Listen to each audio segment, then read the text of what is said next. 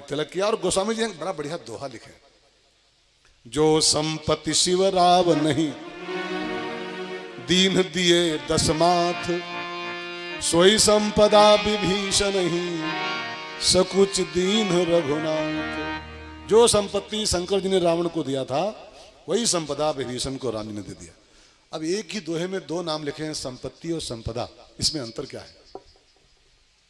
एक ही दोहे में, एक लाइन में, जो संपत्ति सोई संपदा, जो संपत्ति सोई संपदा। तो संपत्ति और संपदा में फर्क क्या होता है? बोलो बोलो बोलो। नहीं, हम जा रहे हैं, आज आरती नहीं कराएंगे फिर हम।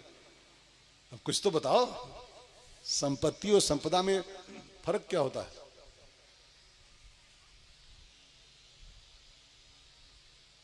बोलो, हम बैठे हैं, हमको जल्दी नहीं आज।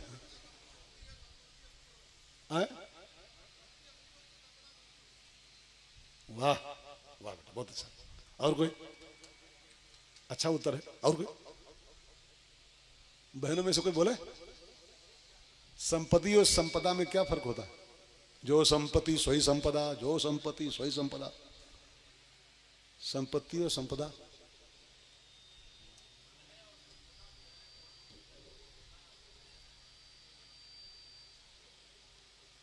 वाह, बाबूजी की जय।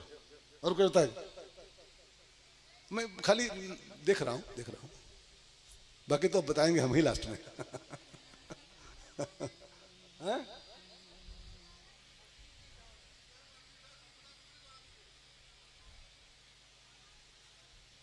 वाह, दूसरा उत्तर आपका है। हाँ, वाह वाह वाह वाह। मैंने भैया का भाव यह है कि जो मांगे मिले वो संपत्ति है, और जो बिन मांगे मिले वो संपदा है। वाह, अच्छा उत्तर, अच्छा उत्तर। और कोई? और कोई भाई बहन? बहनों भाइयों,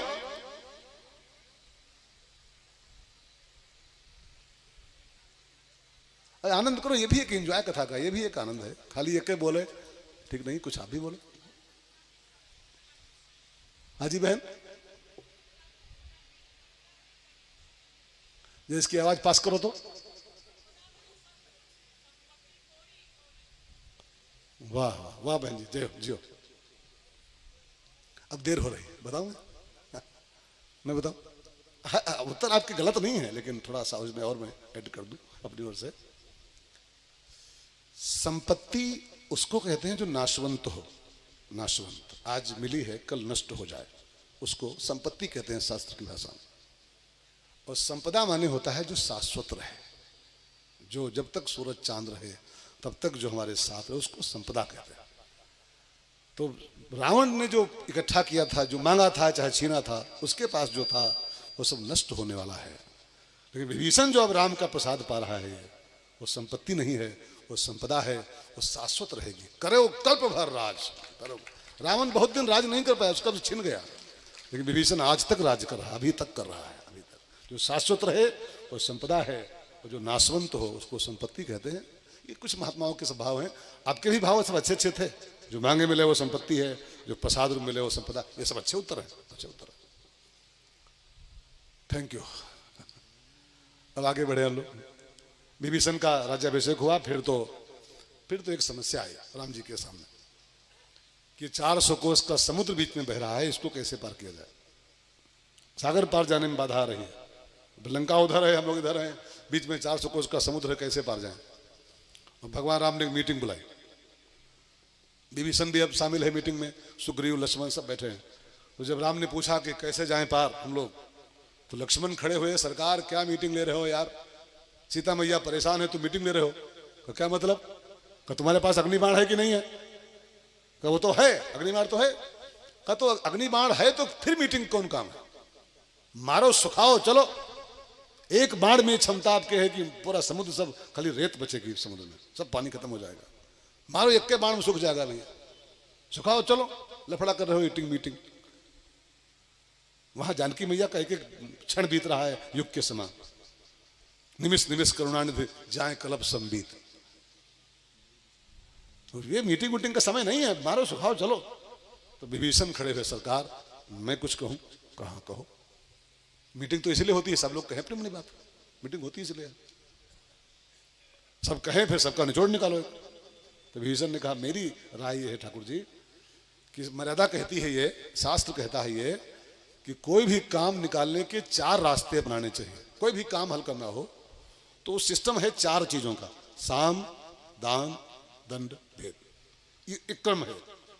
साम माने रिक्वेस्ट, विनती, पहले विनती करो, उससे काम न बने तो फिर दाम, दाम से भी काम न चले तो फिर दंड, उससे भी न बने तो भेद। ये 4 क्रम हैं हमारे यहाँ। तो नंबर 1 पर दंड नहीं है, पहले साम, तब दाम, तब दंड, तब भेद, क्रम से काम निकालो।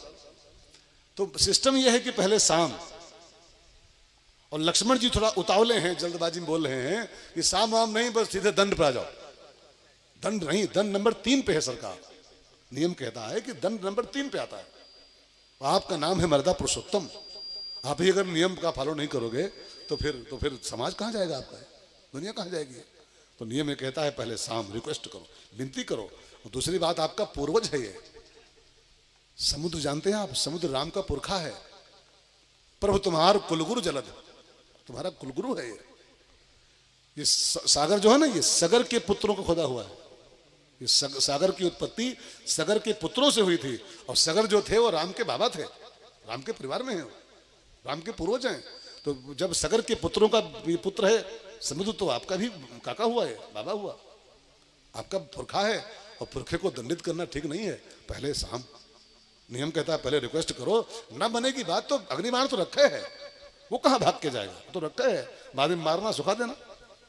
पहले विनती। भगवान को लक्ष्मण की बात नहीं जमी, सगा भाई लक्ष्मण है सगा, और वो रावण का भाई है, लेकिन भगवान ने अपने भाई की बात नहीं मानी, रावण के भाई की बात मान लिया। बात जिसकी सही हो उसकी बात माननी चाहिए। चाहे अपना सगा भाई गलत बात कह रहा हो तो उसको अवॉइड करो, और दुश्मन का भाई भी सही बात बोल रहा हो तो उसकी बात माननी चाहिए इंसान को। ये राम कथा का संदेश है। विभीषण की बात भगवान ने मान ली, कुशासन बिछाया और 3 दिन तक समुद्र की विनती किया, लेकिन समुद्र के कानों में जुआ भी नहीं रहेगा, टस से मस नहीं हुआ समुद्र, टस से मस। जड़ प्राणी है, जड़ प्राणी, वो एक हमारे कहावत ना, वो लात का भूत जो होता है बात से नहीं मानता है। तो समुद्र जड़ है ना, तो लात वाला है, बात से कहाँ मानने वाला। 3 दिन बीत गए, राम बैठे रहे, हे सागर देव, हे सागर देव, कुछ नहीं सुना उसने। तब गोस्वामी जी कहते हैं विनय न मानत, सुंदरकांड का दोहा नंबर 57, 60 दोहे का कांड है ये सुंदरकांड, 57वां दोहा है। विनय न मानत जलाधि जड़, गए 3 दिन दी, बोले राम सकोप तब, भय बिनु होय न भीर, भय बिनु होय न भीर। लक्ष्मण बाण सरासन आनो, सो कहो बारिद विषिक कृसानो, सत सन विनय कुटिल सन प्रीति, सहज कृपन सन सुंदर नीति, ममता रत सन ज्ञान कहानी, अति लोभी सन कीर्ति बखानी, क्रोधी सम कामी हरि कथा, सर बीज भय फल जथा, हस कही रघुपति चाप चढ़ावा, यह मत लक्ष्मण के मन भावा, संधार्यो प्रभु विषिक कराला, उठे उदधि उर अंतर ज्वाला, मकर उरग जग गण अतुलाने, जरत जंतु जल निधि जब जाने, कनक थार हरि मनि गण नाना, विप्ररूप आयो तजिमाना। बड़े प्यारे प्यारे सूत्र समुद्र यहाँ पर दिया है राम जी।